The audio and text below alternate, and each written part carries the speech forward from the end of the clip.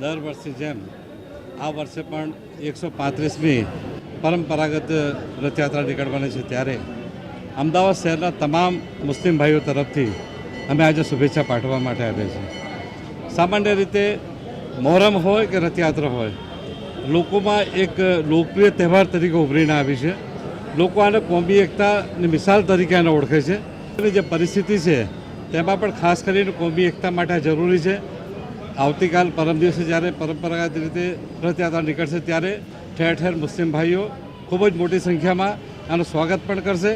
ઘણા ભાઈઓ પરબ પણ લગાડે છે, દર વર્ષે લગાડે છે. એટલે આ વર્ષે પણ ફરી એકવાર કોમી એકતાના દર્શન થાય એ માટે અમે લોકો આજે મહંતશ્રીને મળવા માટે આવ્યા છે. અને આજે એક પ્રતિક રૂપે આજે અમે આ જે સોગાત છે એ પણ એમને પેશ કરવાના છે.